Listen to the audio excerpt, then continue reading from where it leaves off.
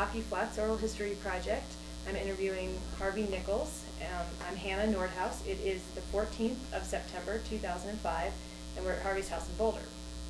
So, to get started, if you could tell me a little bit about your personal background, when you were born, where, education, where you grew up, and how you ended up where you are now. Yes, right. I was born January 20th, 1938, so basically a year and a half before the war started. Born in Manchester and lived there for my early life, Manchester, Northern England. Circumstances, I was an only child for the first 10 years of my life. My sister came back in 1947, but the interruption there was the war years. They were very effective at altering people's lives. There was rationing that lasted until the early 1950s, and conditions were fairly difficult. We had a quite modest lower middle class or working class background in a terraced house, or row house you call it nowadays. And let's see what else I can help you with there. Education. I went to what we call the grammar school, which is not the grammar school in American terms. It means it's a very competitive set of examinations you go through, and the sheep and the goats are divided. And I was the first person in my family to go to university in Manchester University, and graduated in 1960. And because I didn't get a scholarship, I worked in a factory for 7 or 8 months to save money to do my graduate work. And what I got into was a field that involved a lot of field work in Scotland, and involving this business of fossil pollen analysis, vegetational history, climate history, and I was in the late stage of finishing my PhD in 1963 when I got an invitation from a mentor of mine at Cambridge University to be interviewed for a postdoctoral position at Yale. And I was very grateful for that, because British universities were at a low ebb at that time, and there weren't any jobs going in my field at all. And in fact, the reason why the US wanted people from Britain to come across, do postdoctoral work, was the fact that the US thought it was either losing the space race to the Russians, or certainly they were being very, very heavily challenged. And so, by a sort of odd quirk of circumstances, I tell my occasional Russian colleagues over in Siberia the reason why I came to America was because of them and Sputnik and all the rest of it. It's just amusing. So I came first of all to New Haven, Yale, and then got a position at the University of Wisconsin, Madison, doing more postdoctoral work on fossil pollen, particularly in the north of Canada. And then in early 1969, my wife and I, ex-wife now, moved to Boulder because I was offered a position in the biology department and the Institute for Arctic and Alpine Research. And I knew there was a Rocky Flats operation a few miles down the road. I didn't really know anything about it. I certainly didn't think there was anything unusual. I just thought it was a well-run government operation. I had no reason to think otherwise, except that in 1969 there was what I think was called the Mother's Day fire, where I noticed that after that major fire that was supposedly kept completely within the building that was housing their plutonium operations, I read very definitely in the newspapers that there was absolutely no release of any radioactive material from that building. It was all completely contained, and I even accidentally socially met an engineer from Rocky Flats who'd been involved in that and the cleanup, and said there was definitely no escape from that building. In fact, we now know there was some small escape, but that remains a sort of uncertain issue. But I just thought, well, okay. And then in the early 70s, I received some major amounts of National Science Foundation money, which got me back into the northern Canadian Arctic situation. And amongst other things, I had to set out a series of pollen traps, pollen samplers that take in the current airborne pollen, particularly from the boreal forest in northern Canada. And I set out these traps all the way over more than 1,500 miles south to north, as far up as Baffin Island, and then back by way of Hudson Bay. And I did that in the winter time in 1972, and then repeated that later in 72 in the summer, and again in 73. And because of that, and my work was getting somewhat known, a person who was a former graduate of our biology department, Dr. Bill Osborne, was an official at the Department of Energy, working as a biologist. And one day in 1974, he dropped into my lab in Instar over on 30th Street and said he'd been hearing about my work on this long-distance wind-blown pollen. Would I be interested in doing any research at Rocky Flats? And I just said flat no. No, I'm very busy. This is an enormous project. No. And he kept on pestering me a little bit and said, wouldn't I please, come up. It was a small amount of money they had. They'd like me to do something out at the Rocky Flats. And I said, well, look, I don't have anything in mind. I know nothing about Rocky Flats. I'm not a radio ecologist. But if you'll give me 5 or 10 minutes, I'll just go off into my office, sit quietly, think, see if I can come up with something, and I'll tell you what it is. So he stayed in my lab, looked around. After about 5 minutes, I came back with a proposal for him. And he said, right, we'll fund it. In fact, it took till 1975 to get it funded from what was then the ERDA, Energy Research and Development Administration, which became Department of Energy. So I started on this. And again, I knew nothing about Rocky Flats, but I went out to Rocky Flats with Dr. Bill Osborne. And by the way, as a non-citizen at that time, I was still British, I was not allowed inside the perimeter fence, but we walked outside.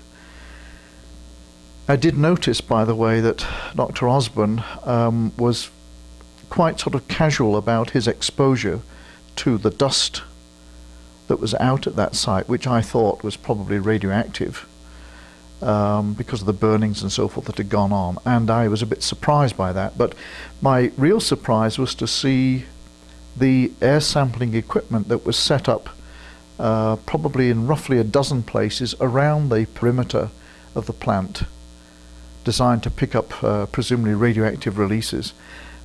I thought it was frankly a joke, because from what I'd already learned about sampling of tiny airborne particles in my NSF work, I knew that what they had out there was not suited to the purpose it was supposedly doing. Because it was from the engineering viewpoint, it was stupid. It was not realistically set up, designed to sample tiny airborne particles. Again, on a timely basis, it turned out they didn't bother to sample these things except at 2-week intervals. So if there was an incident, you'd be at least 2 weeks out, probably, before you'd learn about it. By that time, the damage would be done to the human population. So I started this research, and with my own simple equipment and frankly very, very tiny amounts of money, really sort of hardly pocket change for DOE, I started finding things that surprised me further. I documented the fact that the airborne particles are not being fully and properly collected, because I set out my own little traps and sticky plates and so forth, which I looked at microscopically. And for instance, as we all know around here, pine pollen is here in the air in abundance in late spring, early summer. It's the yellow material that coats your car after you've just washed it or whatever. and the equipment they had was not properly sampling pine pollen. There's hardly any pine pollen in there, and yet I was getting it in sticky samples right next to where they were sampling. And there were a number of other things that I noticed about their equipment, because they would give me the filter material from their equipment after they'd looked at it. So I could compare the two, and I could see it was not properly collecting small, very lightweight, slowly settling microscopic particles. And I said, this is a warning, you should think about redesigning this stuff. Then I, amongst other things, I set out some alpha sensitive film on the soil, and as expected found radioactive traces activity on the alpha sensitive film.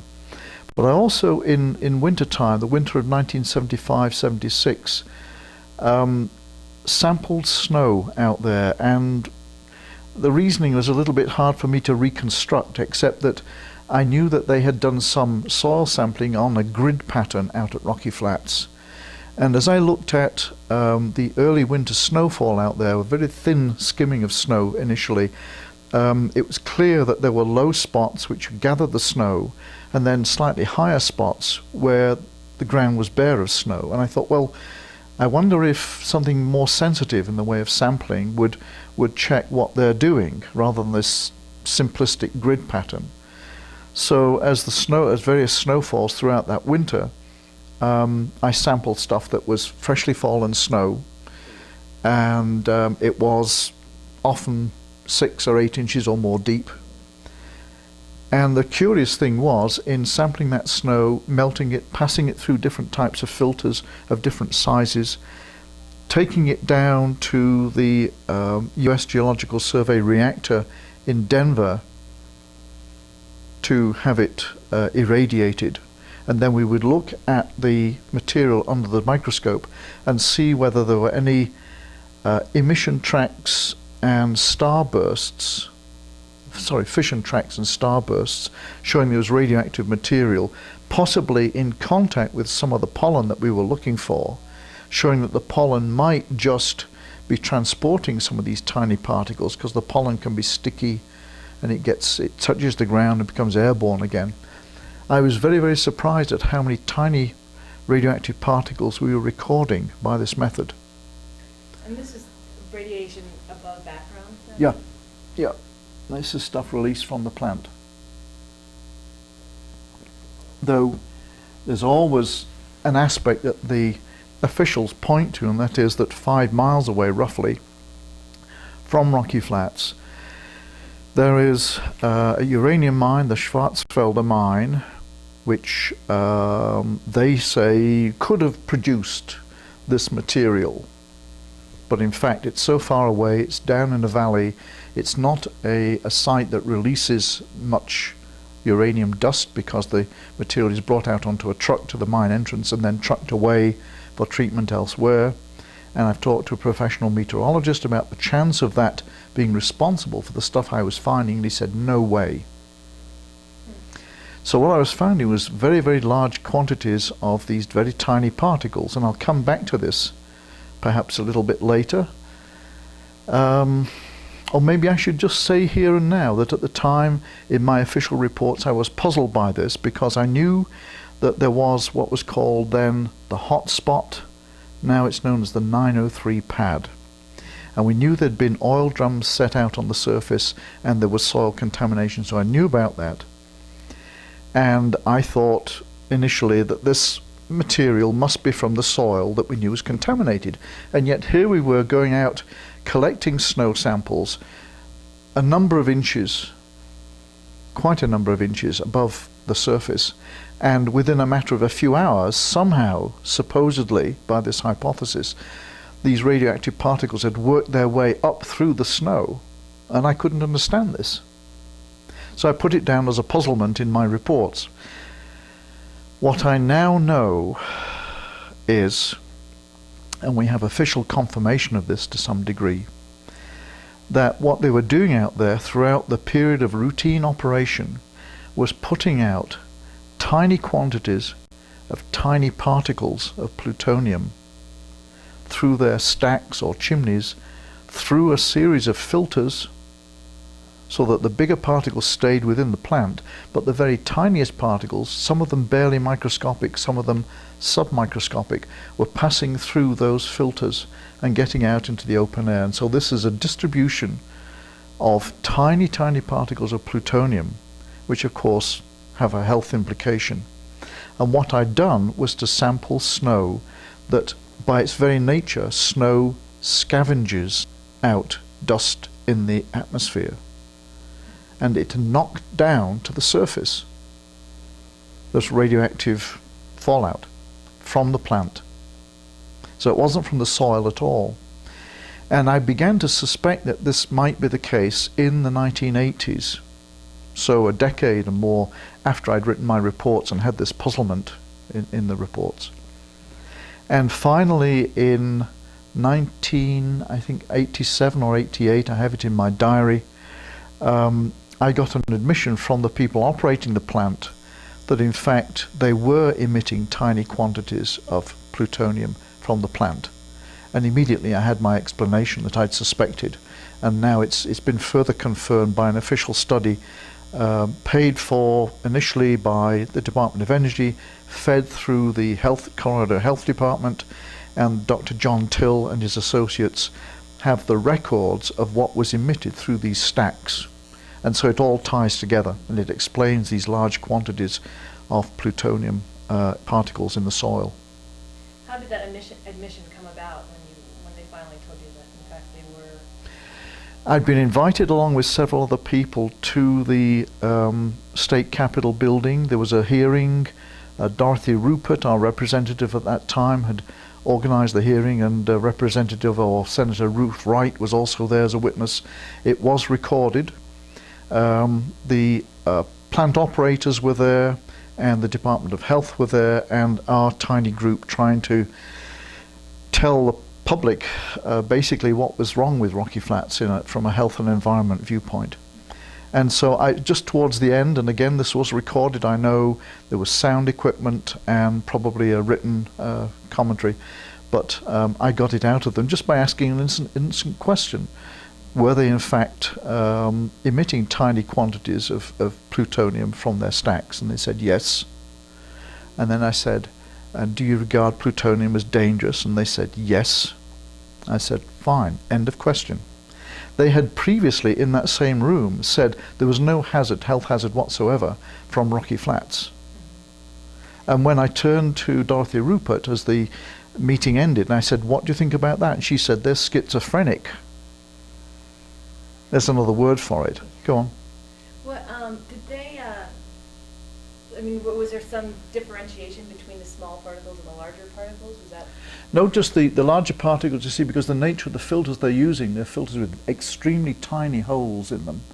The large particles are kept within the filters. They're not allowed to pass out of the chimneys. Mm-hmm. But because, in order to have the gases pass through into the open air, and that's the nature of the filter, is that you have very, very tiny holes in it.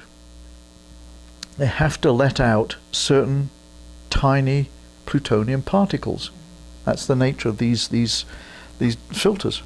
And did they feel they were not as much of a hazard as the larger particles? I think they didn't explain it, but I presume they thought, well, a little bit of plutonium, so what?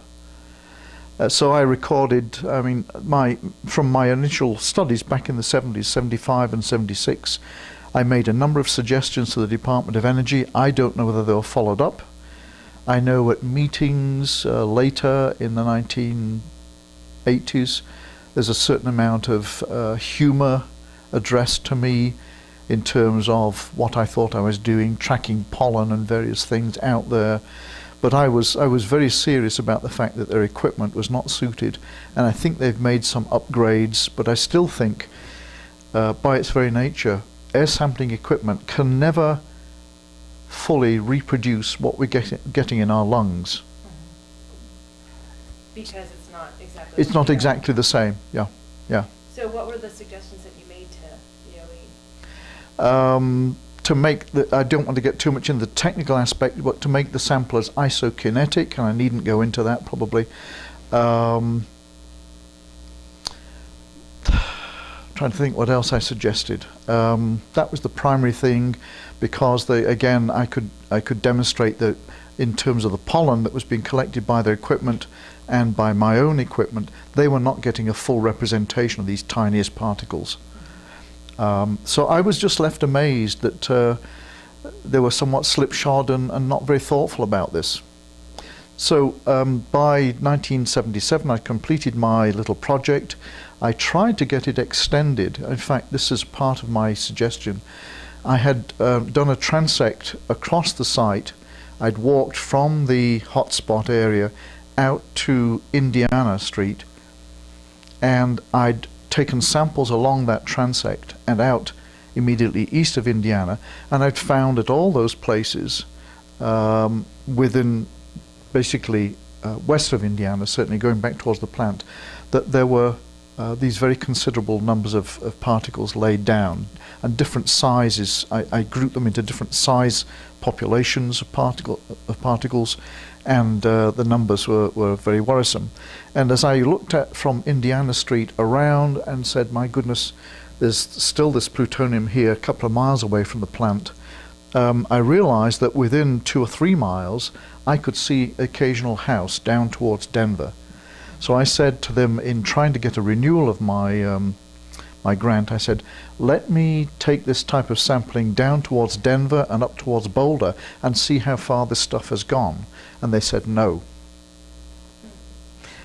And one can draw conclusions from that, but I just have to shrug and say, well, what a pity they're not more curious. The conclusion being that they didn't want to know. It's possible they didn't want to know. Yeah. So that was all. Everything went quiet. I did a little TV broadcast, CU TV. I got hold of the people, and they did a broadcast out at Rocky Flats, and that was that. Nothing happened. No notoriety whatsoever. But by the mid-80s, I saw a notice in the paper saying that somebody was interested in seeing if there were any scientists in the area wanting to look at Rocky Flats, and particularly the Rockwell Corporation plan to create a new type of incinerator out there to dispose of low-level radioactive waste. So I thought, well, I'll be interested in this. And half a dozen of us got together. The person organizing this was Jan Pilcher, and the group was Ed Martell, Neil Schonbeck, Joe Goldfield, Gail Biggs, myself, and John Snow, all of us with PhDs except Joe Goldfield, who made repeated amused comments that he was the only one without a PhD. He was a practical man. He was a combustion engineer, and he was very valuable to our group. And we found in our first little meeting, as we explored what we knew about the plant and what we thought about its operation, we found that in none of the 6 or 7 fields of scientific interest that we had, in none of those fields was Rocky Flats state of the art. They were deficient in every one, whether it was radiochemistry, airborne studies, whatever else. It was just sad and surprising. And that was all in terms of emissions from the plant? That was everything, everything from the type of combustion that they had out there, the plan for this furnace, which Joe Goldfield criticized very, very heavily, what Ed Martell knew about the radiochemical processes they were using out there, and etc. My own safety aspects, Gail Biggs, in terms of their being a dangerous entity, in terms of being in an area, a very windy area of course, surrounded by growing communities, which should have been thought of back in the early 50s when they decided to put the place there. So we started criticizing, going to the health department. We gave them a seminar down at the Colorado State Health Department about our concerns about this radioactive furnace that was going to be operating. We went finally, after some difficulty, to David Skaggs and got him to listen to us. We talked to anybody and everybody. We talked to church groups, schools, just all sorts of people. And at one point,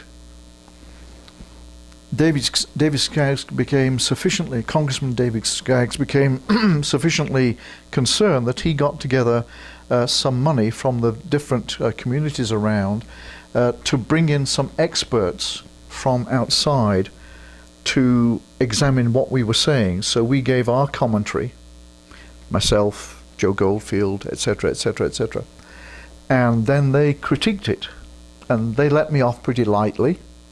But I remember with Joe Goldfield, there was a person, I believe, from MIT who was an expert on combustion, and he said if Mr. Goldfield was correct in his worries about this furnace, that basically every combustion device in the country, every household heater would be blowing up.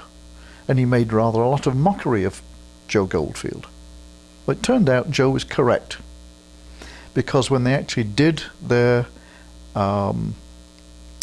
test burn, they found that the equipment did not operate as planned.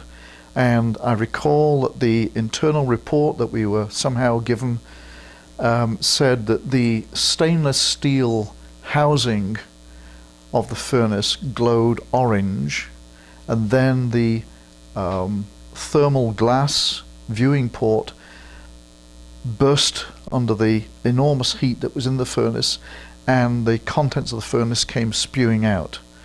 Rockwell had proposed on the very first run, and they were not experts in this sort of combustion, the very first run they wanted to put radioactive material in there because they were so certain of it.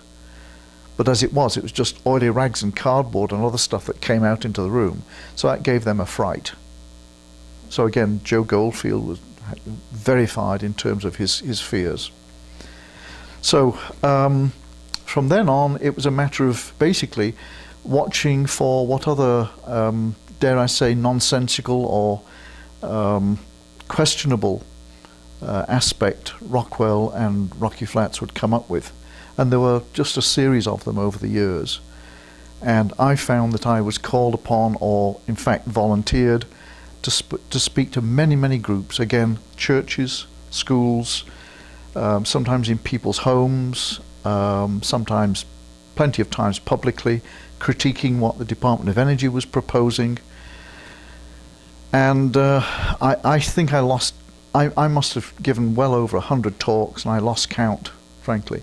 And I just brought out a bunch of my notes from there, from various, sometimes it was very official, as when the Senate put together a committee, or the President Bush, first President Bush, put together a committee to inquire into things following the 1989 events, the June raid by the FBI and the EPA on the plant. And there I got a great deal of interest from people, and I spoke many, many, many times. How did your group get information on the incinerator, and how were you guys able to do studies of it? I think Rockwell was so convinced that they had an excellent idea that they just provided us with it. But if that wasn't the case, and I can't fully accurately remember at the moment, there were people within the plant that were sufficiently bothered by what Rockwell was up to and the safety of the plant, in fact, that they would pop things into somebody's mailbox during the night. We never knew who, either ourselves directly or somebody else that was in some sort of association with us. That she would find that there were things in a mailbox, and she'd say, "Oh, look at this." And you never knew who was... No. What kind of things were being put in the mailbox? Internal reports, things they wanted to keep secret about the actual safety of the plant, admissions that they were not up to speed environmentally, that they were at times, I think one report I think may have said that they were patently illegal as far as environmental laws were concerned. So there were a number of admissions. In fact, at one point we received a report from, I think it was Mr. Sancini, who was a major official out there. And as we were up against Rocky Flats and DOE officials in public meetings, he said that we, that is the environmental critics, he said they make our people look like dummies. That's a direct quote. And that was rather satisfying to get that information. But we were fighting, with essentially very little equipment, very little knowledge, partial knowledge. If you knew the answer to a question, you could ask them a question. But they would not reveal things unless they were directly asked. And their approach always was to be as obscure as possible, it seemed, and to say, give half the story. So we recognized over and over that they were in the business of deceiving people. They would make commentaries such as the amount of material that's been released from Rocky Flats is the equivalent of 5 or 6 grains of sand in an Olympic-sized swimming pool. They would say to an audience that was listening to us try to tell the people what the dangers were, the DOE people or the Rocky Flats, Rockwell people would say, well, look, people in the audience, the person next to you is radioactive. If you eat Brazil nuts, they're more radioactive than the things that we're putting out. So there was this level of partial truth and a good deal of dishonesty. So that was fairly surprising, and I now deeply distrust a lot of the stuff that comes out from the official sources of the Department of Energy. Obviously there are good people working there to some extent, but they have a way of just certainly being economical with the truth. Let's see. I have a question. Yeah. When was his name Bill Osborne who initially contacted you? Yeah, yeah. What was the motivation in initially hiring you?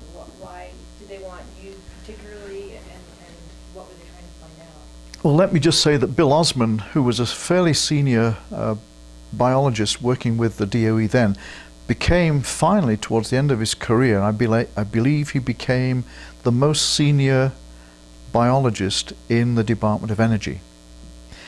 He asked me to do a little bit of research. He asked Dr. Patrick Weber and Dr. Nelson Kane. So he asked 3 of us to do small, almost window dressing projects out there. Maybe they just had a little bit of money at the end of a budget year. That was my impression. Or maybe he just thought, maybe he had some suspicions himself, which he never vouchsafed to us. But the other 2 people did their bit of research, and they found some things, just standard vegetation plots or standard geomorphic studies, and that was that. It was just myself. That was almost as if I was, well, certainly an odd coincidence that I was led into this whole area, and it really got my interest up when I realized how ill-conceived some of their operations were.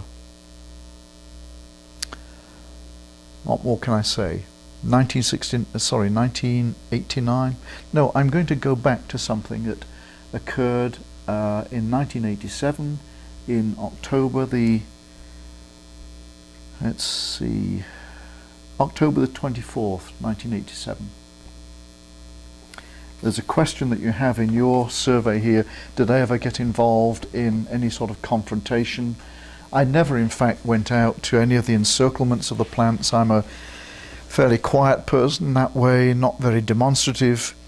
But on this one occasion, Congresswoman Pat Schroeder was going out to the plant on a Saturday to give a talk about the problems there, and I think she was going to suggest that it be closed down. And I went out to see what was going on, see her speak. I happened to be dressed in a suit, not the sort of thing I'd normally wear for a demonstration, but it was going to be a quiet demonstration. It was going to be an audience listening to a congresswoman. And I thought, just in case any sort of police became irritated by any of the protesters out there, I thought I might just, if I was wearing a suit, frankly, be able to say quietly to the police, look, you know, I'll sort of help out, separate this situation. It's just a little bit of fanciful stuff on my part. Well, I noticed that they were gathering the crowd on the north side of the plant on what I believe is Highway 128. And they were marshalling the cars off on the grass verge, as I'd call it. And there were little puffs of dust arising, and I could see there were kids sort of playing on that grass, and I thought, this is not good. So I went over to the State Patrol captain. I saw a badge, State Patrol Patrol Captain, or Captain such and such. I cannot remember his name.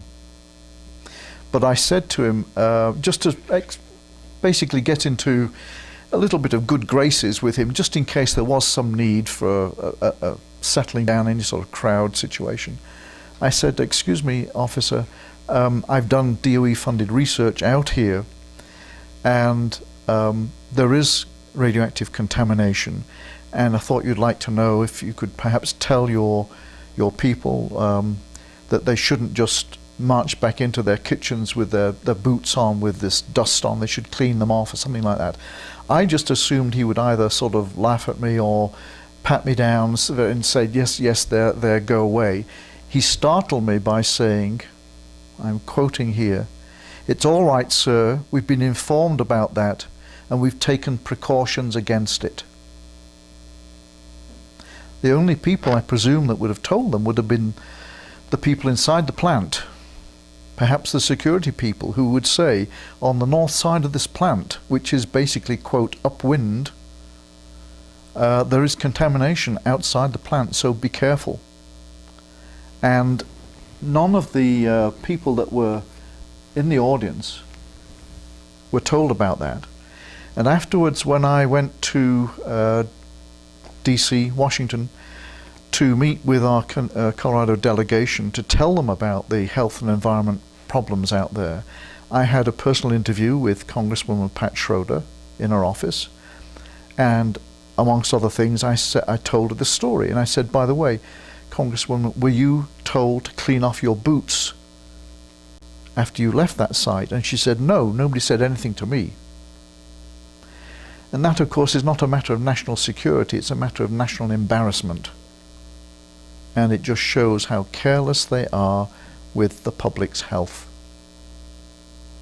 Now, would they, I assume they publicly maintain there was no problem there, though?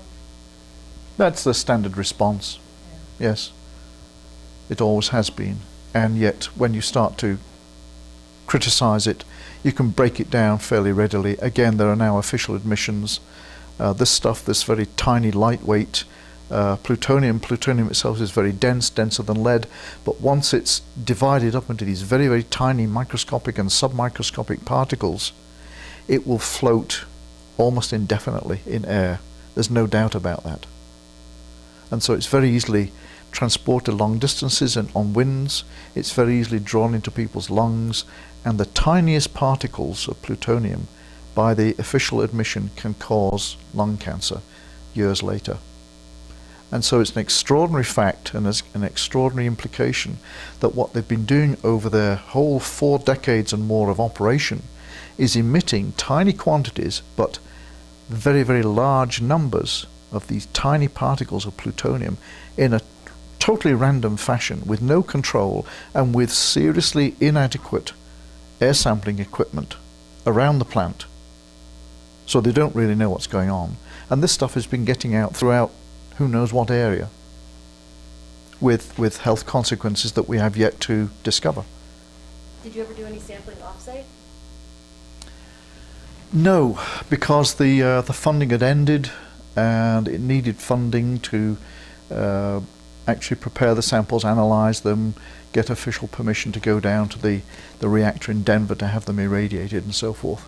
And I went on to other things, but I've maintained for 30 years now a critical attitude towards the plant, and I continue even to the present day to be critical of what they're planning to do, for instance, in terms of turning it into a wildlife refuge, because that the quantities of plutonium particles I found in those snow sampling operations, I've used that data since, because it turns out, another of my suspicions is correct and is confirmed officially, that I am the only person ever to have sampled the snow and therefore the airborne plutonium effluent from those chimneys, and the only person ever to have sampled that in the whole history of Rocky Flats. So they sampled the air, but not the snow. They were sampling the air, but you see the snow, because it knocks down everything. I mean, just imagine, just think of what dirt is on your car after a regular snowfall. So, what sort of concentrations did you find in that snow? I didn't actually refer to them in terms of concentration, but just in sheer numbers that we counted. And the numbers of plutonium particles per acre over the decades from these direct measurements run into the many, many tens of billions of particles. And in trying to assess, for the sake of this discussion or debate about whether the area is safe enough to be a wildlife refuge, I've said, look, let's assume that 99% of the stuff has either blown away or been buried, and then another 99% of the remaining 1% is still not available for other reasons. And as much as you chop these figures down and be as conservative as possible, the numbers are so great, they are literally astronomical numbers of tiny plutonium particles distributed throughout the entire site. And the way that the officials deal with this is so pathetic and unscientific, it's laughable. You have people out there that will maintain that much of the refuge is upwind, and therefore no plutonium has ever drifted out in that direction. I mean, how any official can repeatedly say that in public and not be just laughed off the stage or dismissed for incompetence, I don't know. It's just nonsensical. And the way when the particles would spread, even if it's upwind, because see, there's no true upwind, because we get an extreme swirling situation in this region. There's nowhere on Earth probably that's completely upwind, but always with as a minimum, there's at least 1% of the days out here with the prevailing wind from the west and northwest. There's always some movement of air from the east, and we're all familiar in wintertime with the upslop, as it's called, snowstorms, where you get moist air coming from the Gulf, and we're all familiar with smelling that cattle feedlots out to the east. We get that several days a year as a minimum. That's a very direct example of how stuff comes from the other direction. But in itself, you get during the day, you get a general upslope movement of air up towards the hills, up into the mountains, and then at night time it comes down again, cold air drainage. Same things on a tidal basis, day after day after day. So it's just absolutely incompetent to say that. But that's one of many, many examples of how, I don't know whether they believe their own commentary or whether they just think we are so stupid that we won't pick them up on this. And certainly the media doesn't always do the best job in criticizing them from a scientific viewpoint and picking up our points that we're trying to make. Have you ever done that sort of sampling far enough away from Rocky Flats to see that in fact there's no plutonium if you go 100 miles away or something like that? That's a good question. I haven't done that, again, for the cost factor, and we're just not funded for that sort of thing. That needs to be done. They maintain that this is only background, and yet the numbers of radioactive particles are so great. And again, we have official reports by Dr. Till that the Department of Energy has paid for, and it's been organized by the State Health Department, that they admit as a minimum they've emitted millions of particles rather than the many billions that we've found. And when I pointed this out to Dr. Till at a meeting a few years ago here in Boulder, and I said, look, I've got this vast number of plutonium particles. You've got a much smaller number from their official records, from what they admit they emitted. I said, look, can you critique my data? And he said, on the record, he said, I believe your figures, which means that he knows that a great deal more was emitting from those chimneys than his official records derived from the plant itself ever admitted.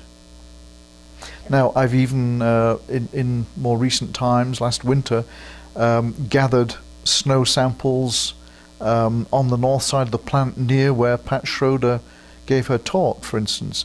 And by this time, since the plant chimneys have been taken down, there's no emission, we should in fact be able to show, but I haven't had funding for this, that there is in fact a big difference, a far lower number of plutonium particles, if any, out there in the snow. But I've not had the funding to get that done.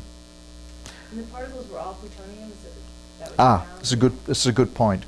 I say they were radionuclides because of the fission track and starburst phenomenon that I've described previously. It's possible, as I thought originally, that this could be uranium, naturally occurring uranium from the soil. But again, this material was within the snow. It was not in contact with the soil, which means it was airborne. And at that time, when we were collecting these samples, it was windless conditions, or the entire landscape was covered with snow, so there was no blowing uranium dust from anywhere. And again, given the fact that Dr. Till has the emissions of plutonium officially admitted from the plant, I was within a few hundred yards of the chimneys, and this is clearly where it was coming from.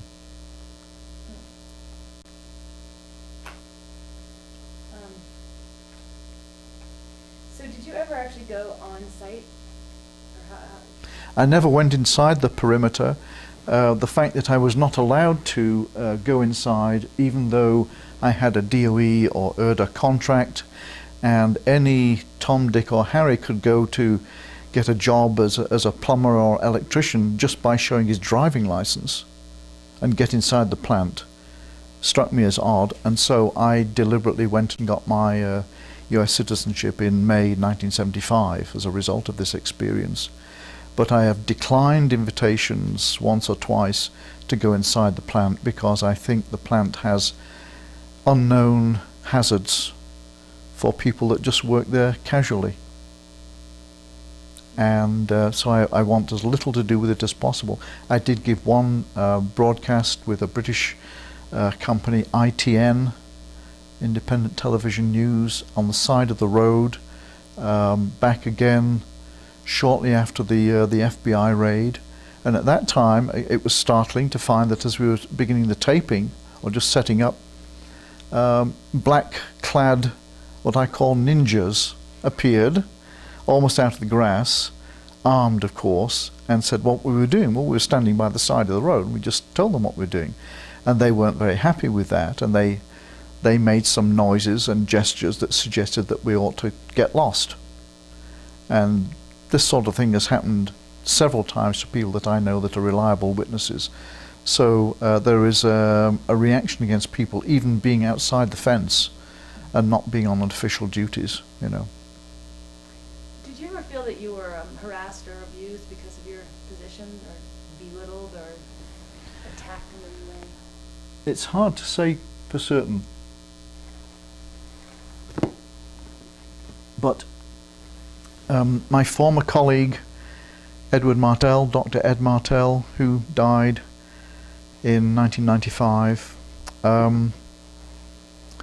was a senior scientist at NCAR, and he said that I should be very careful, that I was in a minefield as far as my career was concerned by getting involved in criticizing the Department of Energy in Rocky Flats. Fortunately, having tenure as a professor at CU, I've been able to sort of get away with stuff, I guess. There have been occasional odd things, and I don't particularly want to get into one particular set of odd occurrences that make you think that somebody is either provoking you or giving you a hard time. These are professional things or personal? Personal things to do with this house.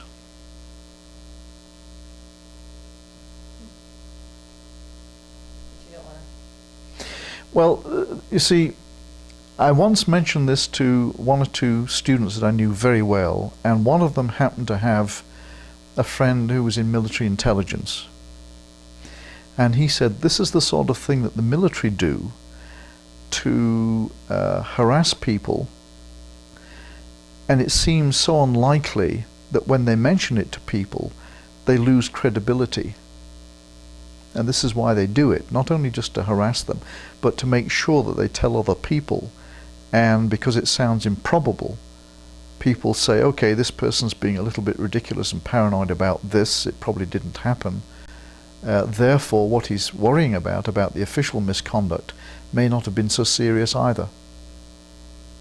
Yeah, that makes sense. So what sort of things did he say that they do to people? Well, waking people up repeatedly, night after night after night, with an electronic noise, through having perhaps planted something in a structure. Huh. Is that what happened to you here? So, and you'd wake up in the middle of the night? Yeah, repeatedly. It sounded like a telephone beginning to ring but then cut off. And I'd move the telephone, or I'd disconnect the telephone, and it would still happen. And it happened so often. And it was very curious, since one of my classes is a critical thinking class, and when I'd be telling the students about this stuff at Rocky Flats for a period of several weeks, it would happen very repeatedly during that time. And then when we get on to global warming, it would die away. And it has never occurred on the many trips that I've taken overseas to stay with relatives over in Britain, for instance. It doesn't occur now. And there's absolutely no reason to think this was anything other than a real series of events. So when was this occurring? Back around the time when it was being most critical, particularly round about the time of the FBI raid, and I was giving so many broadcasts. All the local newspapers interviewed me, sometimes several times. The local TV stations, all of them interviewed me, sometimes several times. I was on NBC Nightly News. I was interviewed by Time magazine. I had lengthy interviews with the New York Times, resulting in a front page story, etc., etc., etc. For 3 weeks after June the 6th of 1989, when the raid took place, for 3 weeks, fortunately I was not teaching at that time. I was off salary because the university doesn't pay us in the summer. I had nothing to do but spend the entire 3 weeks giving interviews. Sometimes they would start with a Peter Boyle show at 6:45 in the morning, where he'd phone up and say, would you please do an interview at 7 o'clock? And I had to scramble out of bed and get a cup of tea until 9 o'clock at night. Literally on several days I literally did not leave the house because the phone was ringing. And on occasion I was being interviewed over the phone before I had the personal interview with the New York Times. Time magazine came on the other line, and I was able to say to Time magazine, I'm sorry, you'll have to call back. I'm giving an interview to the New York Times. That was quite satisfying. So that was extremely busy. You got a great deal of attention, notoriety, whatever else. And this business, this harassment, whatever it was going on particularly during that time, and subsequently. It lasted for quite a while. I've not had that occur for a long time now. So were other people in the group of scientists who, the group of critics, reporting similar incidents? I didn't tell the other people in the group about this. They may have had that experience, or they may not. One other person that's been a long time very severe critic of the plant and has gained a lot of notoriety because of it, has had various events at her home and tapping of her telephone and so forth, and she's convinced of that. And this, frankly, is something that occurs with many people, I think, that get into areas where normal public concern doesn't run. Once you start lifting up the corner of the carpet and finding there's something really obnoxious underneath, and start trying to draw attention, doing all the right things, the sort of things that the founding fathers would approve of, presumably, going through channels, getting your congressional representative, your senator, your state governor to pay attention or try to pay attention. Some level of DOE officialdom doesn't like this.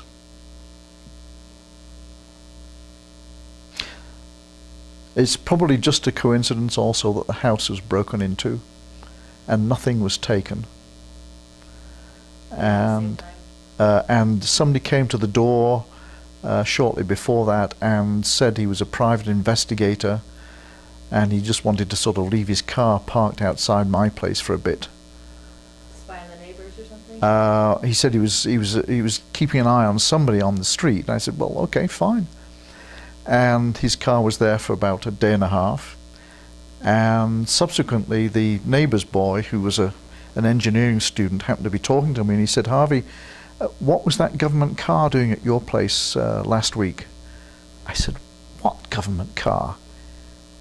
He said, there was a white car. I said, oh, that was a private investigator. He said, that was a government car. I could tell the registration plate. I said, good Lord. So what was it that you were saying that was so alarming to them, do you think? The whole of it? Well, I was pointing out how everything from my studies of the inadequacy of the airborne sampling equipment, the hot snow, as I call it, that was out there, etc., etc., and just it wasn't a well-run establishment. When I talked to, let's see, it was the Conway Committee, I think it was, which was set up by the US Senate. I think that's the right one.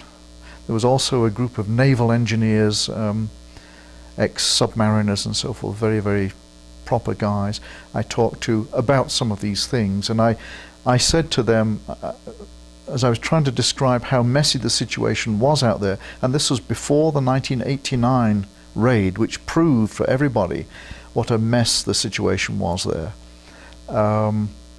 I said to one of them, are you familiar with the term ship shape and Bristol fashion? And his eyes lit up, because this is a term from Old England, from the old Royal Navy, of how to keep a ship really, really clean and everything, you know, in order, and ropes in circles and so on and so forth. And I said, this is not what the plant is. The plant is not ship shape and Bristol fashion. And this, in fact, is demonstrated by many reports, one of which is right here. This document is from the Committee on Science, Space and Technology of the US House of Representatives. It's known as the Volpe Report, Congressman Volpe, and its title is Environmental Crimes at the Rocky Flats Nuclear Weapons Facility.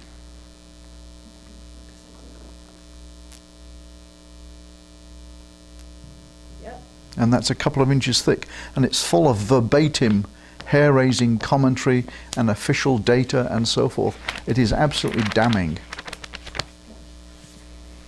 So there's absolutely no doubt about the problems out there, and you can read Journalistic History, Making a Real Killing by Professor Len Ackland at CU Journalism School. Many, many documentations about this sort of thing. And it fits with what we know of the Department of Energy's operation elsewhere. I do not happen to be anti-nuclear. I'm a wartime baby, a Blitz baby, if you can imagine what that's. I was nearly killed by a German bomb in 1940 as a child. I've had some familiarity with the Russian situation geopolitically, and I've travelled in Russia, and I think it's very necessary for us to have these horrific weapons. But the numbers that we've been produced out at Rocky Flats is way, way in excess of need, and therefore not only is there a cost factor that I'm fiscally conservative, but we've got a problem too with every gram of plutonium that's created produces a certain number, unknown number, of particles of plutonium getting out through their stacks, their filters, and out into the general population, with a health implication that we still haven't fully grappled with. Can I stop you? Yeah, it's beginning to. Blink. Yeah.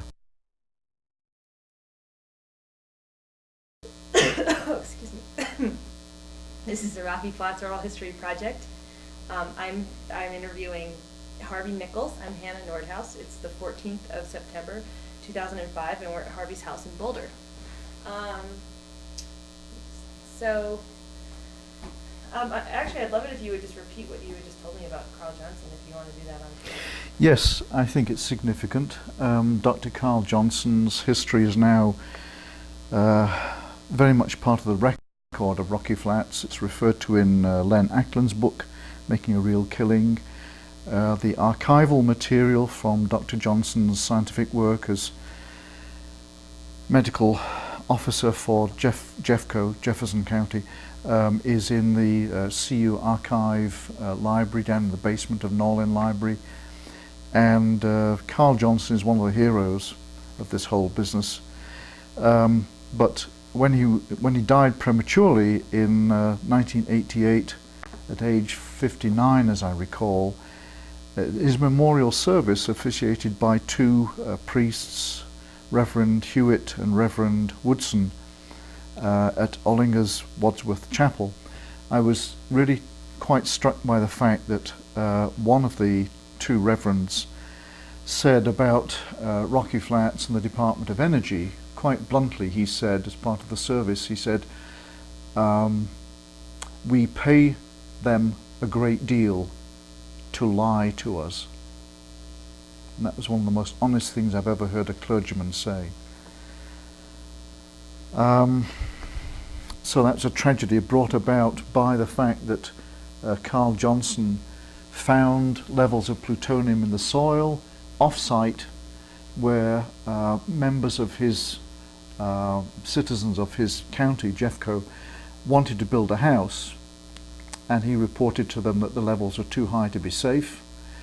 And the result of that, and further studies that Carl Johnson published in Science magazine, amongst other places, he was then attacked by realtors, and I understand that pressure was brought to bear on the county commissioners of Jeffco, and they got rid of Carl Johnson.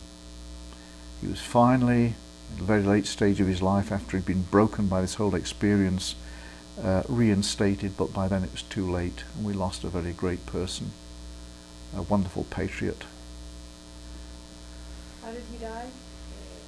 I think it was heart failure basically, but it was at age 59, and his family that I talked to said it was quite clear. It was the horrible situation of having to fight for his reputation, fight to get his job back. He in the meantime became chief medical officer for either North Dakota or South Dakota, for an entire state, not just for a local county here.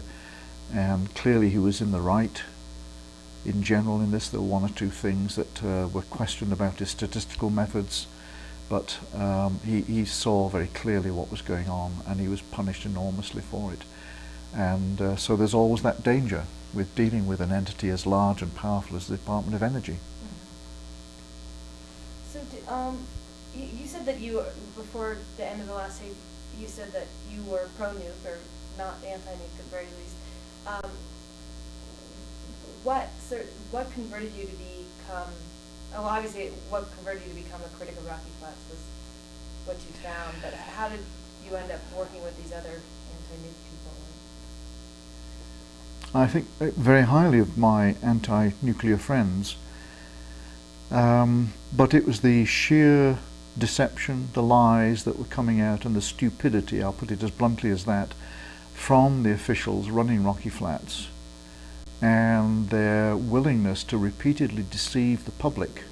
It was quite clear what they were doing. They knew what they were up to, and the public was just being led by the nose, and I was very upset by this. And my activities have always been focused on the health and safety and environmental damage aspect of Rocky Flats. Nothing to do with ban the bomb. That's another matter entirely. And I say I respect people that think along those lines, but my own personal history, brought up in Europe, seeing warfare and so forth, and the need to be strong vis-a-vis other possible enemies remains. Nevertheless, there's absolutely no need to contaminate the environment and to risk people's health in order to create these amazing weapons. And as I was saying, I think earlier, maybe off camera, one thing that's very apparent is how much money has been wasted in producing. The figures I have for tactical plus strategic weapons sometimes go up to 50 or 60,000 total. Now, followed by a build down, a terrible term, a reduction, with the obvious admission on the part of the US and the USSR that they produced too many of these weapons to be usable, because they had the potential to so seriously damage the earth that civilization would not survive. And yet they kept on building and building, and at the same time contaminating the environment and damaging people's health, as well as vastly wasting money. So this is a really big black mark against the Department of Energy and the sort of government that we have that cannot criticize it easily. And there's some very fine tapes with people like Pat Schroeder, and I have her on tape here, a Channel 7 documentary, Rocky Flats Critical Mass, July 1989, right after the 6th of June FBI raid, a very, very topical, very well put together document. And I happened to be in there briefly, and Pat Schroeder comes out very, very clearly there as having the right stuff. It's very, very interesting documentation. What was also surprising was the health department was so weak in this. The Colorado Department of Health is demonstrably weak, not paying full attention, not drawing the full conclusions as far as the public health is concerned. Again, I recall back at the meeting at the State Health Department, at the state capitol, where we had the meeting that I referred to. It was organized by local congressional representative Dorothy Rupert, where she said to me she was quite upset about how weak the Colorado State Health Department people seemed in comparison with the Rockwell DOE and our own little protest group trying to comment on this whole business. You just said they were very weak. And again, on tape, when I show this tape to my class, they laugh in disbelief at the commentary of the state health officials. They're obviously not with it. And so this is it's just possible this is an ongoing problem in Colorado. Do they not have the power, or they just don't have the intellectual, the brain power to do it? First, either they don't have the brain power, or they are playing games with their intelligence and their knowledge in order to satisfy some political agenda. Or maybe they were chosen. Some people, of course, are chosen quite cleverly by politicians in order that they not have a sort of imagination that will ask questions. People that will go along to get along. I think there are numbers of situations in the DOE where I believe that's the case also.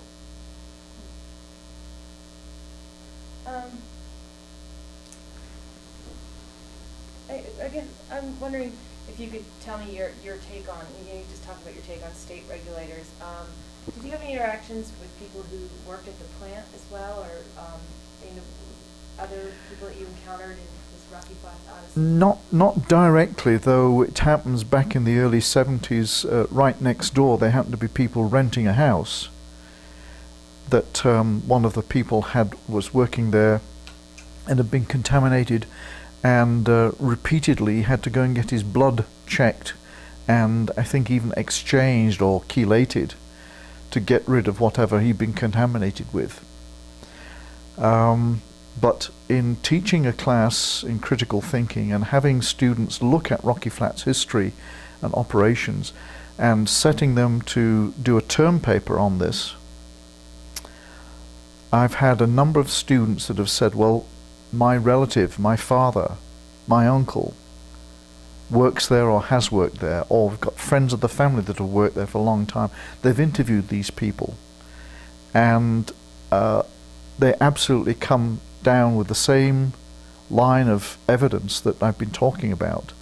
There are things out there, first of all, that the people that are talking to these students don't want them to know because either it's an official secret or they're just very, very cautious about their jobs. But the impression that the entire class, year after year after year for, 15 years approximately has, is that even though the students, some of them are in the military, in the ROTC, or are not anti-nuclear, the line of evidence that they gather from all these different viewpoints, from going into the archives, from interviewing, from doing their own original research, is that there's something very, very seriously wrong with the operation of plants like this, and not just Rocky Flats. I mean, tragic stories come during office hours. Sometimes I'm told things that are just almost heartbreaking. Well, there was one very, very nice, fine student that a number of years ago began in the first few weeks of the class. I thought, this is a super guy, he's asking lots of questions, he'll do a great paper, and then he disappeared for weeks. And I thought, oh, gosh, he's dropped the course for some reason. And then he reappeared in my office. And he said, apologized, and he said, my brother has stomach cancer. He's 16 years old. My entire family has worked at Oak Ridge, Tennessee, run by the Department of Energy. And he said, when we were kids, little kids, we would play soccer, and there was a ditch that ran along the property, and the ball would go down into this ditch, and I'd go down, or my brother would go down and fish it out and dust it off and come back and play again. He said that ditch is the one that's now officially been recognized as having passed something like in excess of 1 million pounds of mercury down through that open ditch. It's now covered by barbed wire, but that's where we used to play. And he said, and now my brother has stomach cancer, and I had to go back and help take care of him. I don't know whether he'll live or die.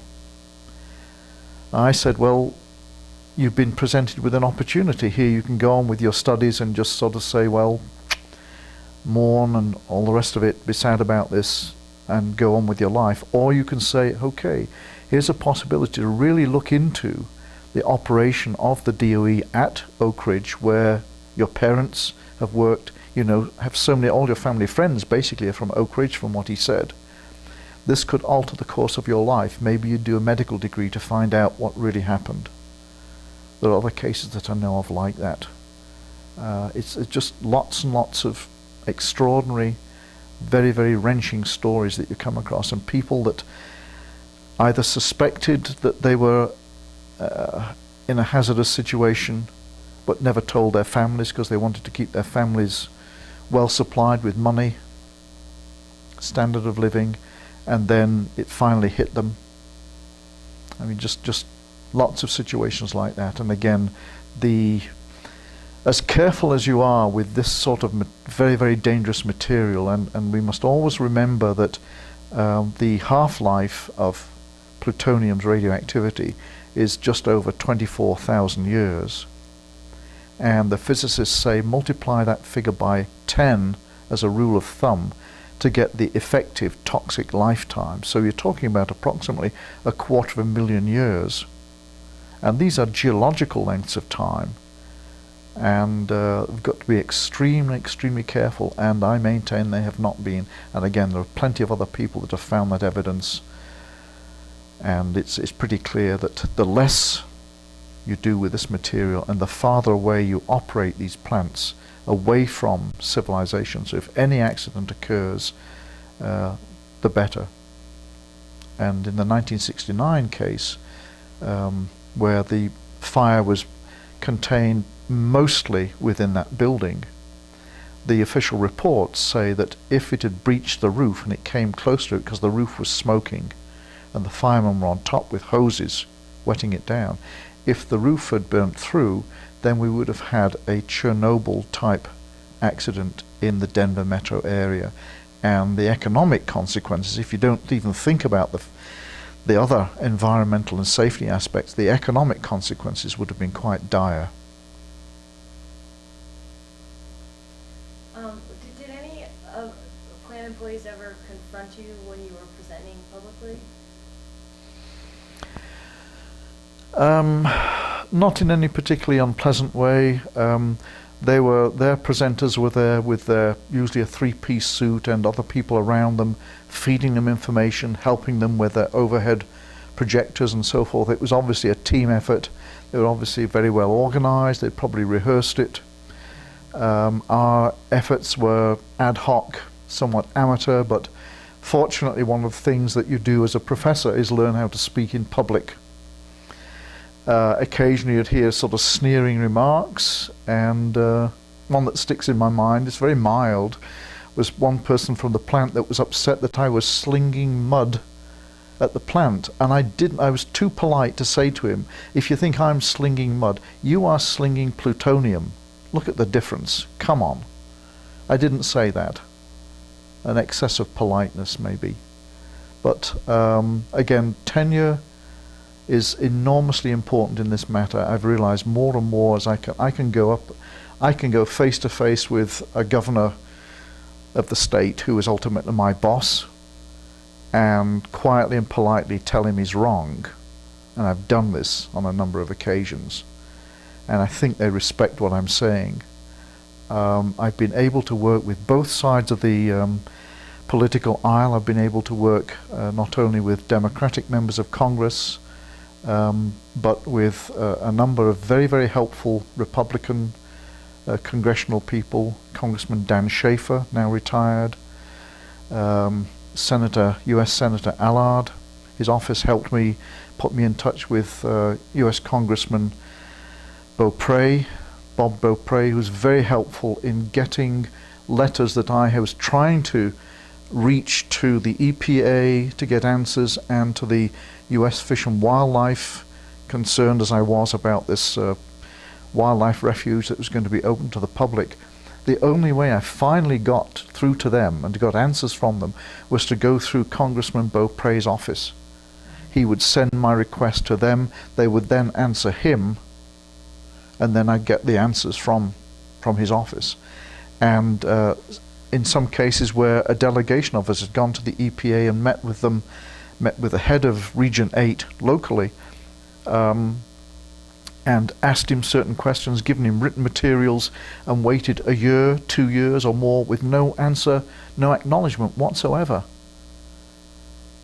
That was very disappointing and threw doubt on the democratic process, and yet by being helped through Congressman Beaupre's office, are able to get answers, some official admissions, that for instance in terms of the wildlife refuge, the U.S. Fish and Wildlife officially does not regard that area as pristine.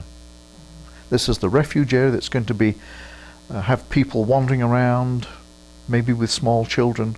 This is officially not pristine, and this is something that I think some of our congressional representatives are not fully aware of, because I hear them say something else, that it is pristine. Well, is there, I mean, do you, I know your specialty isn't radioactivity, but do you think there is a safe level? You know, people who I've talked to who have been involved with cleanup say, well, it's, you know, they're cleaning it up to the point where it's safe for an employee who works there all year round. From your perspective, is there a safe level that includes a little bit elevated plutonium? I think there probably isn't a safe level. There's been a strong argument for years by radio ecologists, people in the field, experts, physicists and so forth, radiochemists, that there is a safe level.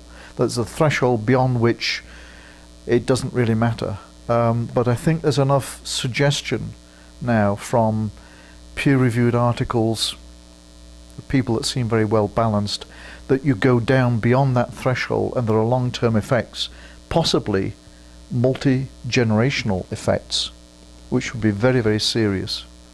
And so I think we should be extremely cautious. And since there's no crying national need to open up a wildlife refuge, we have many wildlife refuges, and we have vast areas in Colorado and surrounding states that are open to people to recreate, that we should not open that site up for at least the next 100 years, during which this whole debate will proceed and we will get more and more clear information about whether very, very low levels of radioactivity are dangerous or not. it should be left off limits. And this should be done while the site is still officially off limits, not to have it opened up and then 15, 20, 30 years down the line as science advances and they realize perhaps there is a hazard, to try then to close it. Because these effects are extremely subtle. They take many, many years to become apparent. Again, if there's a multi-generational effect, some people are sensitized and some people are not. So just as some people can smoke all their lives and not have apparently any damage, other people the opposite. So there's just a great need for caution here. And the people that do a lot of this research are often indebted one way or the other to the Department of Energy. They get funding from them. They have got funding in the past. They may hope to get funding in the future. Maybe a relative has funding. And so again, it should be treated extremely cautiously, because as people have said repeatedly, you cannot see it, smell it. Our senses do not detect radioactivity.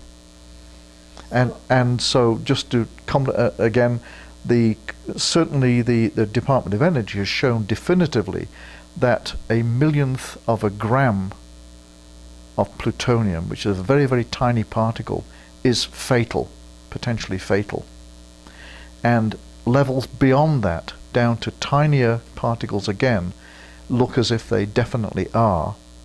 And some of this research is even funded by the Department of Energy. So we're talking about into the size range of these tiny, tiny particles that I recorded on my microscope slide, that nobody else has ever repeated those studies. Sorry, I interrupted you. I was wondering what you think should be done with the refuge. Just kept completely off limits. The central part is going to be under the control of the DOE because of the extra hazard there. It's undoubtedly very, very heavily contaminated. And then again, the concept that outer, let's call it a donut, the center of the donut is off limits, but the outer part of the donut is quote pristine. I have a letter and reports from a scientist, Dr. Iggy Latour, who worked out there for years, officially part of the DOE contract and so forth. And he was convinced that there was no problem out there until something happened. I don't particularly want to go into it because it's all in the record, where he was very startled to find that there was a remobilization of plutonium that was supposedly buried safely in the soil. And he has become something of a convert to the dangers out there. And when I asked him, when he came back into town on a sabbatical leave a few years ago, what he thought about this idea of making this into a public, almost a public park, a national refuge, he said it's absolutely crazy.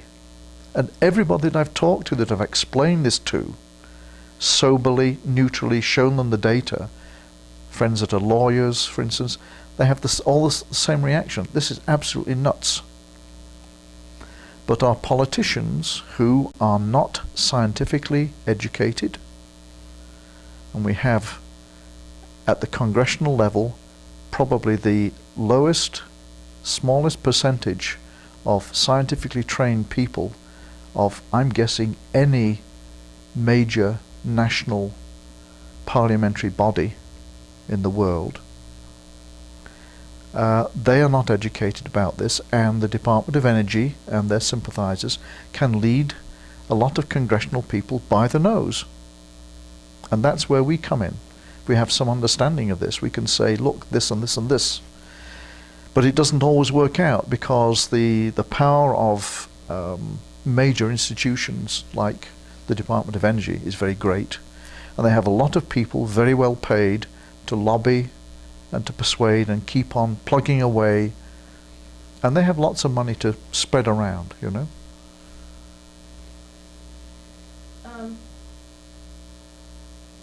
So how have you been involved in efforts to watchdog the cleanup and the refuge? It sounds like you have contacted politicians that have been involved in a group that's trying to do that. Yes.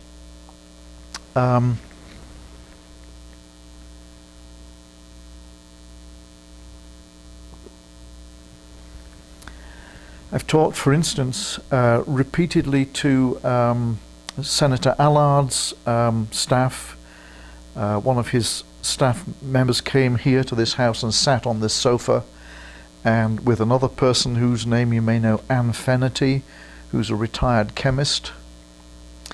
We talked to her for something in excess of 2 hours. She took a lot of notes. I copied a great deal of material for her. She went away. She told me that it was best for me to talk directly to Congressman Beaupre. I got an interview with his staff, again with Anne Fennerty in attendance.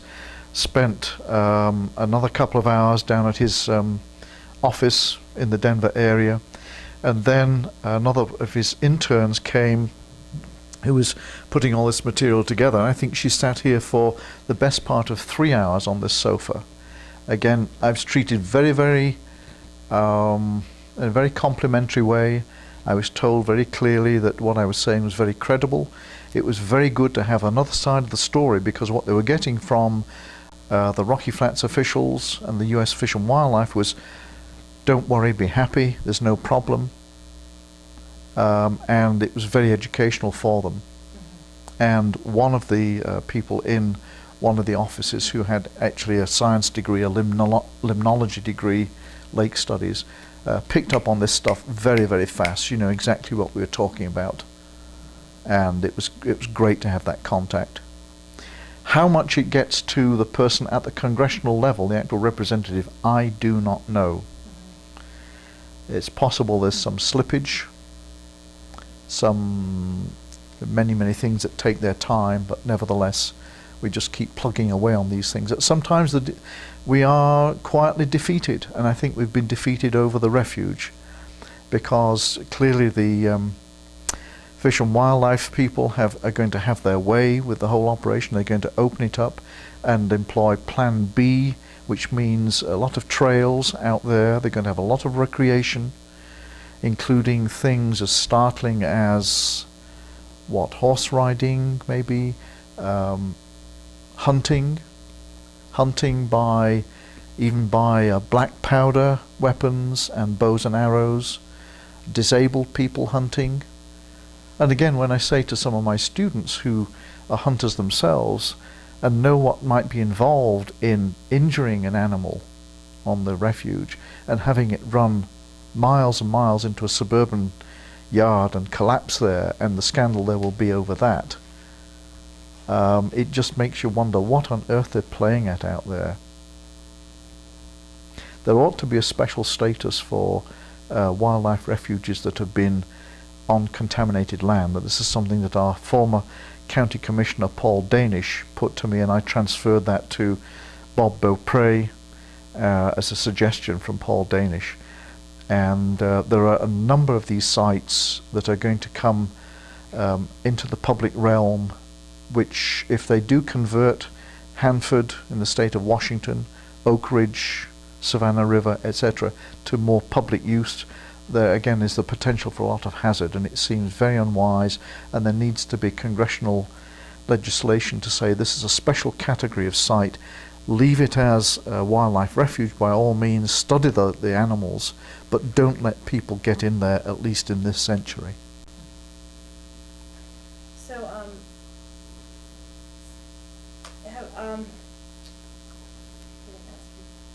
well, I guess one of my questions, backpedaling a little bit, with the group of critics, the scientists that were involved in the 80s, were there any disagreements among that group as to either how to proceed politically or about the science or anything like that? Not that I ever noticed. No, really.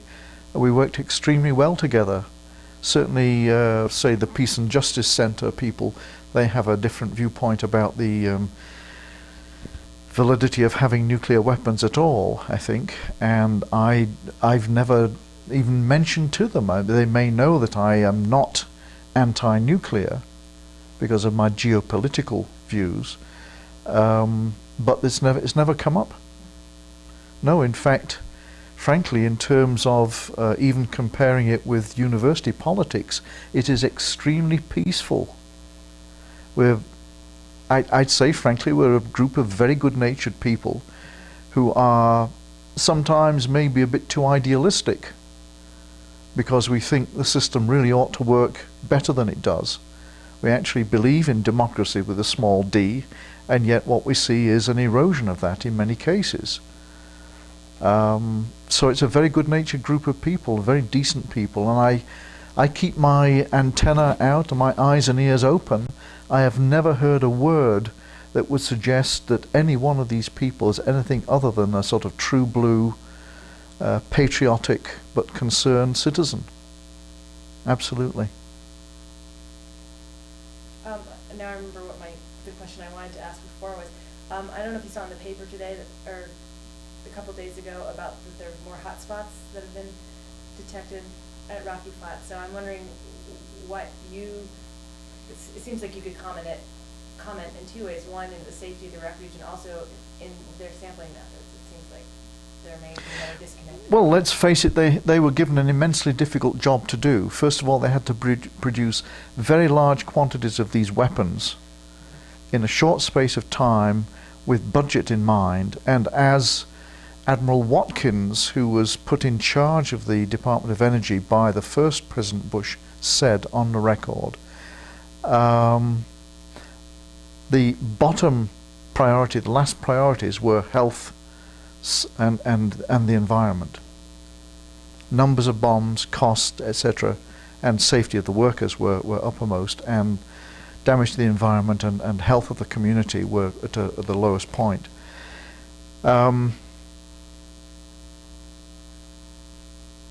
What else can I say about that? Could you sort of fill in a bit there? Repeat the question. I was wondering with the hot spots, what that says, how that perhaps backs up your concerns about the refuge, and also how what you see in their sampling versus this independent company sampling that might mirror your experience years ago. Again, I was saying that they have a very difficult job. Obviously, with nearly 10 square miles to cover, they have taken many thousands of samples. They have sampled them in-house, as I understand, and you always need external peer review of your sampling methods, and so that's one thing that maybe hasn't gone on. They need critics like myself and many other people with different scientific aspects to their education to critique them constantly, but they're very resistant to this. They're not open to peer review, and they don't take easily to adverse commentary, which is well meant, saying, look, have you thought of this, and what about this, and let's worry about that. They just go on because there's really nobody looking over their shoulder. So it does illustrate that the site continues to be a potential metaphorical minefield, and yet once it's opened, they'll presumably stop sampling the supposedly safe area that they're going to let people into, and people may well be exposed to stuff that will take 15 or 20 years before it may become apparent as a tumor. And then how could you ever prove that it was related to Rocky Flats? But the thought of having children out there, knowing the way that children get cuts and scrapes on their elbows and knees and so forth, and once you get that plutonium into the bloodstream, you've got the potential for a lot of harm, obviously. So it's just another sign that we should be very cautious and very slow about this whole thing. You can't effectively sample the entire area, and there are regions out there, there are parts of the former contaminated areas that are still dangerous because they've buried the stuff. Below about 3 feet, or particularly below 6 feet, there's basically, they're just going to wash their hands of the contamination, say it's buried, it's safe, it's nearly 2 meters down, people won't get at it. But again, if that stuff has a 24,000 year lifetime, or the 250,000 year danger period that we talked about, then erosion of the surface, all sorts of effects will take place, animal burrowing, etc., etc., etc. It will come back to haunt us. And it's so much better to do it now, to control it, and to have fencing around it for a very long time till we really understand what the hazards are, than open it up to people that don't need any particular extra recreation, that area. Or radiation. Yeah, any radiation, yeah, right, yeah. So how would you assess the effectiveness of your involvement with Rocky Flats and the work you did? I can't assess it from the outside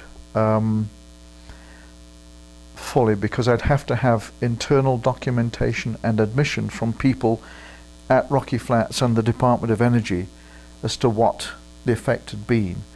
But certainly we know from internal documentation and the decision to discontinue production of plutonium at Rocky Flats in the early 90s, in the context of the USSR's collapse, and therefore our main adversary in the Cold War basically going away, that was the primary reason, I think, why the place was shut down.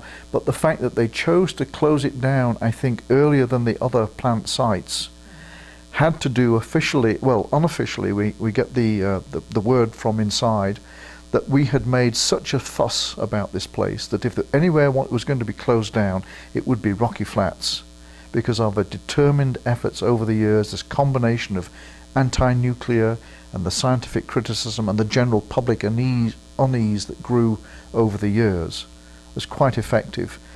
Personally, I like to think that I have stung them at times. I've irritated them. Maybe I've changed their thinking a little bit. But again, they don't really want to admit these things because they behave as if they're well nigh perfect. But all we can do, as small as our numbers are, is keep up a sort of quiet criticism, a reasoned criticism, not pushing the envelope of credibility, but staying within the bounds. So if you think there is a problem so big, you describe it as being more like this size. In other words, you minimize, you don't exaggerate, you understate, and you let the evidence come out. And it does come out.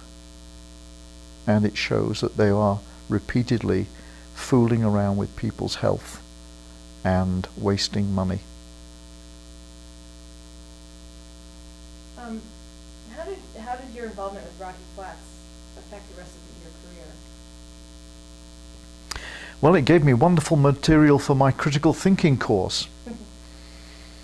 It's as I point out to students and anybody that will listen, the fact that I was involved in an NSF project to track wind-blown pollen from the boreal forest in northern Canada all the way up into the high Arctic, about as esoteric a study as you could imagine, the fact that I was doing that, and that brought me to the attention of a DOE official, and that got me going in this business of critically scientifically criticizing the plant and its operation. It's most intriguing to me. It's most unexpected. So again, I use this as the first part of my critical thinking course, where I get the students to listen to the history of Rocky Flats, the political aspect, the medical aspect, the safety, the environmental implications, etc. It's absolutely wonderful for the students. They get really turned on by this. And since I've been able to take students to Boulder City Council meetings repeatedly to listen to what was going on, if it's relevant to Rocky Flats and their concerns, I've got them to go to official DOE meetings, to the meetings of the US Fish and Wildlife Service, where the officers of Fish and Wildlife have said how clean and how safe the area is, and they're determined to open it up, and the students get up to the microphone, and for the very first time in their lives they make a commentary based on a term paper that they've done, where they've actually got the data and know the history, and use that evidence to push back at the officials. It's very exciting for them, and when you get more than 50% of the class doing that in a public venue, it's very impressive. They get written up in the newspaper.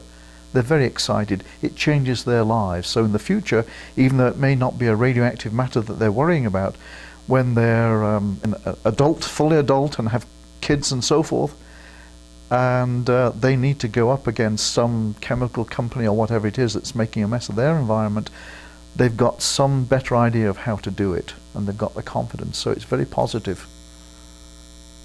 So what's the premise behind the course, and what you're teaching them through Rocky Flats?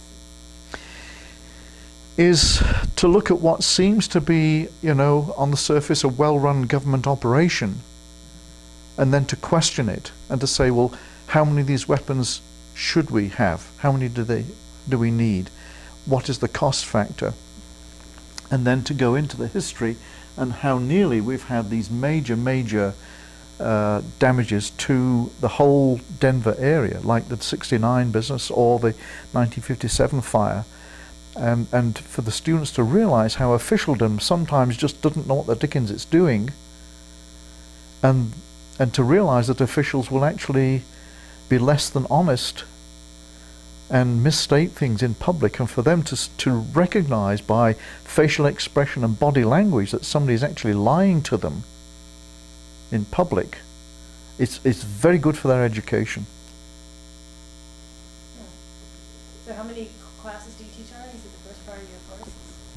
Yeah, I have 2 sections of a critical thinking course, and it's limited to 25 students in each, so a total of 50. It usually is about 54, and I run that every spring.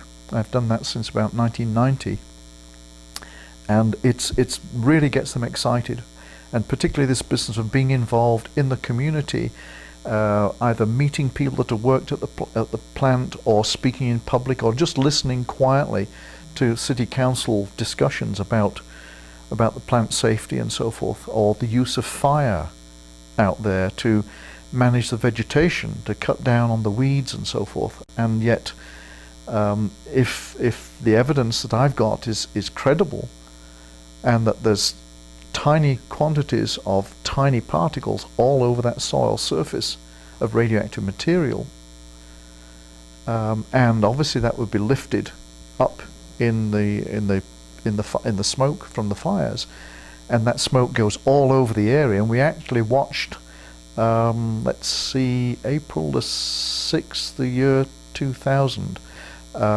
they set a 50-acre fire out there, and we happened to be watching from a tall building on campus because we had a class on the 4th story of the psych building, and we spotted this fire beginning, and we looked in absolute amazement. And 50-acre burn doesn't sound like very much as a test burn, but it was an enormous pall of smoke, and we were shocked. It really brings it's a very real life experience for them. They realize what hazards they may be casually introduced to by people that are not fully thinking and don't have the imagination to really think through what they're doing. Oh, it'd be fun to film your lecture sometime. Oh, yes.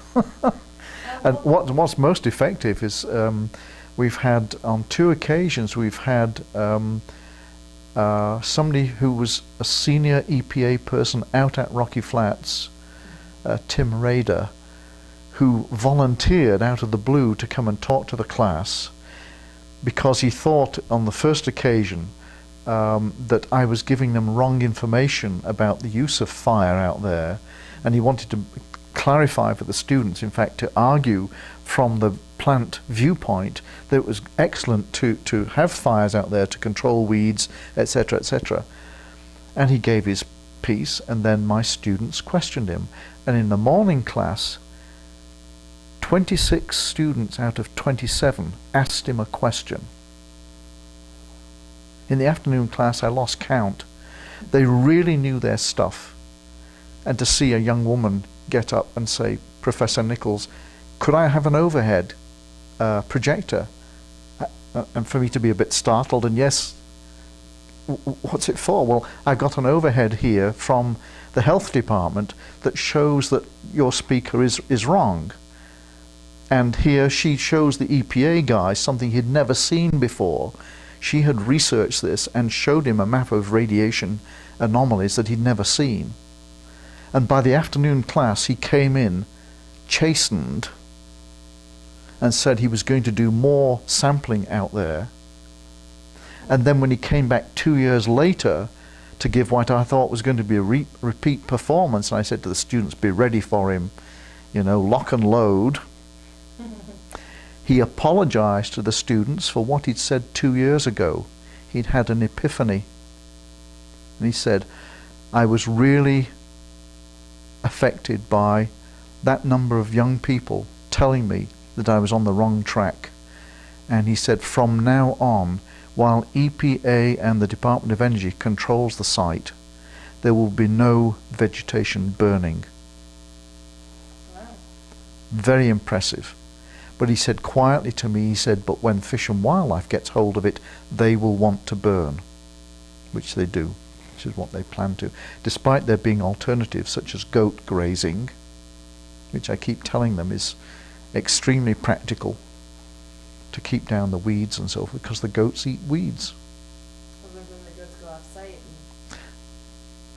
I got the students to research this, and Katie and the other student found a family of goat herders who have 3 biology degrees between them. They know exactly what they're doing. They would dedicate a herd of goats to the site. They would not leave the site, and they would control them, and it would be cheaper than burning. We got that information as well. And it's extremely practical. But the guys out there are very reluctant to have anything to do with it. They want to burn.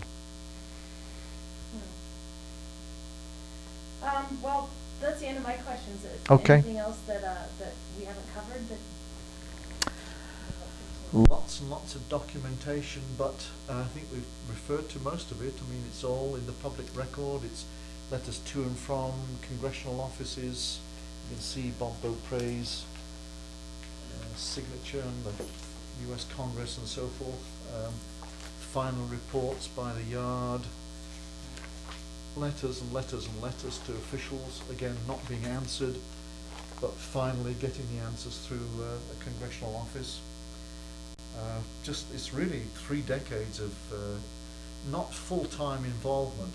What happens is that really silly things come up now and again. Episodically, the people out there do something so outrageously stupid, or they propose to do something so stupid, you think, okay, let's get on our white horse and put the old rusty armour on and off we go. It's part of the democratic process. I'm impressed that we can do this here.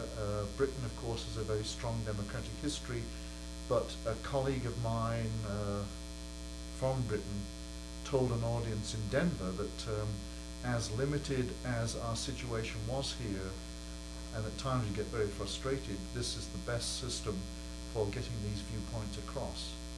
But it is still very, very frustrating, and errors are being made, and they're obvious. And sometimes, frankly, we can't get members of Congress to listen over sufficient length of time, pays enough attention, because they're so busy, and again, because they may not have the scientific education. So we need our young people to go into politics, if they can stand it. Get the right young people. Yes. Yep. Okay, well. Thank you very much indeed. It's been you. a pleasure, and I'm just so pleased that it's being done. This is archival material, and let's hope our technology doesn't race ahead so fast that people in the future will still be able to understand what's being said and seen today. Well, thank you very much. Pleasure.